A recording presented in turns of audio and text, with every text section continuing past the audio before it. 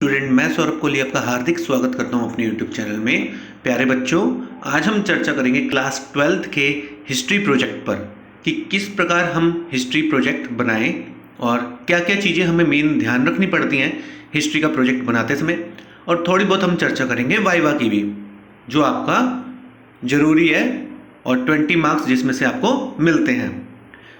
और उससे पहले आप इस चैनल को सब्सक्राइब कर लीजिए और बेल वाले बटन को जरूर प्रेस कर लीजिए ताकि सारी नोटिफिकेशन अब तक जरूर मिल सके। चलिए देखें, ये हमारी एक फाइल है इतिहास परियोजना कार्य कक्षा 12वीं की।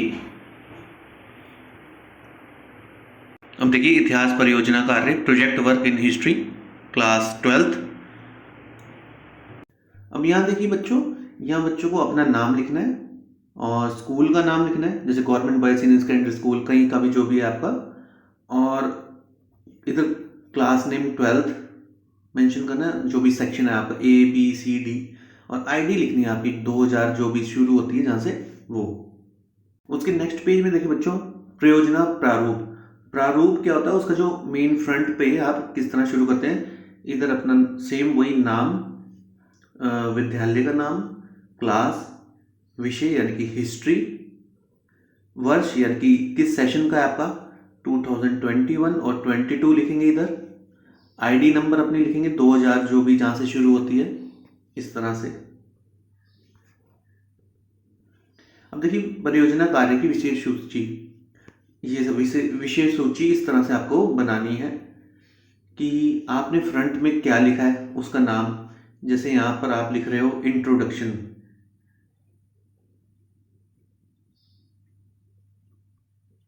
सेकंड में चैप्टर का नाम, उसके मेन पॉइंट्स, अगले मेन पॉइंट्स, जो भी मेन हेडलाइन पॉइंट्स हैं जो आपने इसमें अंदर फाइल में बनाते समय मेंशन किए होंगे वो लिखना है, जब अगर आपने ये इस तरह की फाइल नहीं ली है तो। अब हम एग्जाम्पल शुरू करते हैं। हमने लिया है चैप्टर 1 प्रोजेक्ट के लिए। परियोजना कार्य मैंने अपने इतिहास की अध्यापिका या अध्यापक के सहयोग से यह परियोजना कार्य तैयार किया है। उन्होंने मुझे परियोजना तैयार करने में मदद की है। मैंने ये परियोजना की बात राष्ट्रीय संग्रहालय में जाकर समझा व देखा। ये जहाँ से भी आपको समझा उसके नाम लिखना है। सभी तैयारी में मेरी विषय अध्यापिका ने मुझे मदद करी, मतलब जो भी आपके टीचर है उन्होंने आपकी मदद करी।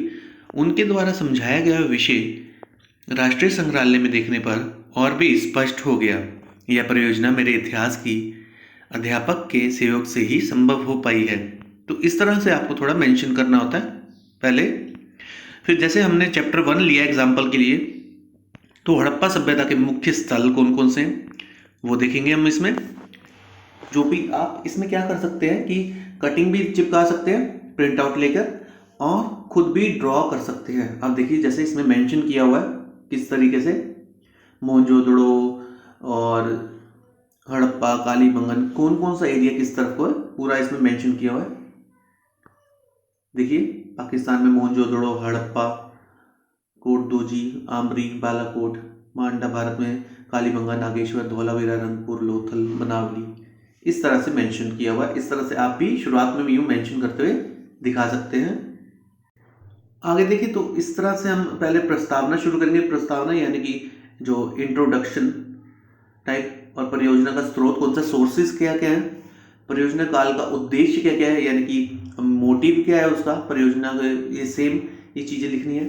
अब देखिए, परियोजना का स्रोत क्या क्या है, हड़प्पा सभ्यता। जो भी चैप्टर आप ले रहे हैं, जैसे हमने पहला चैप्टर लिया तो हड़प्पा सभ्यता के बारे में बताएंगे, दूसरा लिया तो दूसरे के बारे में, 15वां लिया तो 15वें के बारे में। एग्जाम्पल ऐसे ले सकते हैं, हड़प्पा सभ्यता के बारे में राष्ट्रीय संग्रहालय में हड़प्पा सभ्यता काल का मोहरे, रहने खाने पीने, सभ्यता का अंत किस प्रकार हुआ, ये विस्तृत रूप से जानकारी मिली। परियोजना कार्य का जो उद्देश्य क्या क्या होता है, इस परियोजना को करने में मेरी इच्छा थी, मतलब ये चैप्टर मेरे को काफ़ी फेवरेट लगता था। या दूसरा, अगर आपको टीचर ने प्रोवाइड करवाया तो टीचर ने यही चैप्टर मुझे दिया था, तो इस परियोजना को करके मैं इसके बारे में ज़्यादा से ज़्यादा जानना चाहता हूँ कि इस सभ्यता की शुरुआत व अंत कैसे हुआ। आगे देखिए, गृह तरीके से बनी नालियाँ, ग्रिड पद्धति जो हम जानते थे, ये देखिए, और ये पकी मिट्टी का हल बनावली से जो मिला था। हड़प्पा सभ्यता के बारे में सारी जानकारी के द्वारा मैंने इसके विषय में यह जाना कि उस समय के लोगों को रहन सहन खान पान किस तरह का था। सड़कें व नालियाँ ग्रिड पद्धति से बनाई गई थी।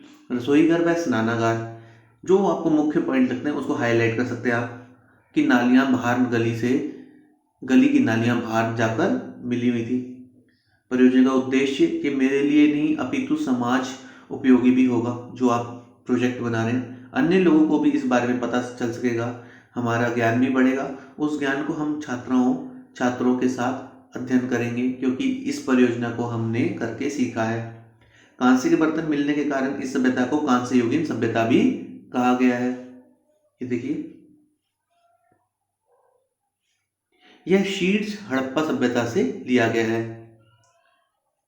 हड़प्पा सभ्यता का कांस्यकालीन सिंधु घाटी सभ्यता भी कहते हैं। हड़प्पा सभ्यता का सिंधु घाटी सभ्यता वह कांस्य युगीन सभ्यता कहा जाता है, क्योंकि इस सभ्यता को कांस्य के बर्तन मिले थे। आगे देखें, इस सभ्यता में कौन कौन से जो हमें जो चित्र विशेष रूप कर एनसीईआरटी से हमें मिलते हैं। हड़प्पाई मोहरे, सेलकड़ी के पत्थर, ये देखिए मोहरे इस तरह की बोल वाली और एक सिंग वाला।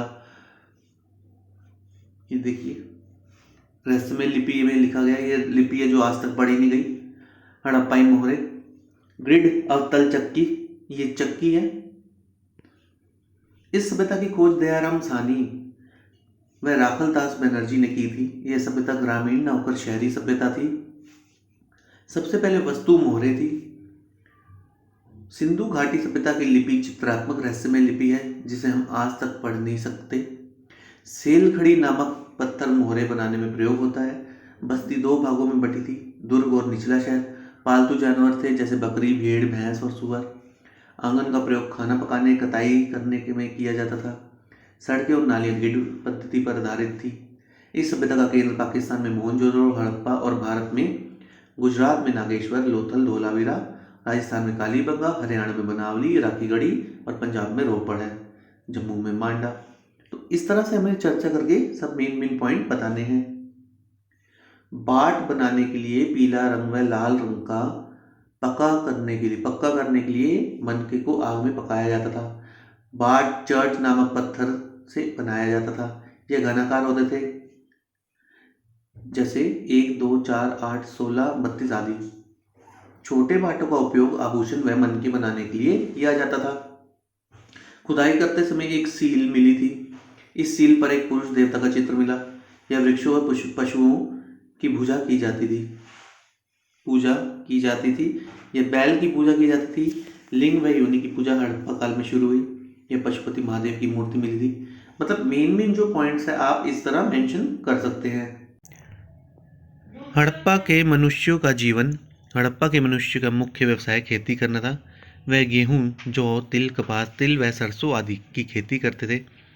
वह गाय, बैल, भेड़, बकरी, हाथी, सूअर, कुत्ता आदि पशुओं को पालते थे। यह लोग कुम्हार के चाक से सुंदर मिट्टी के बर्तन बनाते हैं। उन्हें पक्का करने के लिए आग में पकाया जाता है। इनका यह व्यापार बहुत बड़ा था, ये सब मेंशन है। यह धातु, शुल्क, पत्थर आदि का व्यापार भी करते थे। हाथी के दांतों से आभूषण बनाते थे। यह लोग कपड़े की बुनाई और रंगाई भी करते थे। अब मृत्यु संस्कार किस प्रकार करते थे? लोग शवों को अंतिम संस्कार 3 प्रकार से करते थे: जलाकर, जमीन में दबाकर और खाली मैदान में छोड़कर, ताकि पशु खा लें। हड़प्पा सभ्यता में अनेक कब्रें मिली हैं। शवों को उत्तर व दक्षिण में रखकर दफनाया जाता था। शवों के साथ मिट्टी के बर्तन, आभूषण, तांबे के दर्पण, सीप व सुलाई भी रखी जाती थी। और हड़प्पा संस्कृति का सारे शासन एक ही राजा किले को चलाया करता था। सभी शक्तियां शासक के केंद्रित होती थी, लेकिन अभी भी यह पता नहीं चल सका है कि जो शासन सत्ता थी वो किसके हाथ में थी। मोहनजोदड़ो एक महानगर था। यह एक सुनियोजित नगर था। इसके 2 हिस्सों में बटा था, दुर्ग और निचला शहर। दुर्ग यानी कि ऊंचाई और निचला यानी कि नीचे। नियोजित जल निकास प्रणाली थी। आवास तथा गृह स्थापत्य कला, माल गोदाम, पकी ईंटें आदि थी। सत्ता को केंद्र शासक होता था।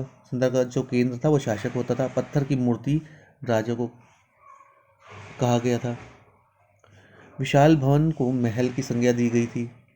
मनके बनाने में आग का प्रयोग किया जाता था, तब ये पक्के मनके बनते थे। आगे देखिए, हड़प्पा सभ्यता के मुख्य स्थान कौन कौन से हैं। आप इनके अलावा कोई भी लिख सकते हैं, कोटला, चनूदड़ो, लोथल, कालीबंगन, बनावली। आपको जो मेन पॉइंट्स लगे वो सभी आप लिख सकते हैं। जैसे आप इनके अलावा और भी पॉइंट्स लिख सकते हैं।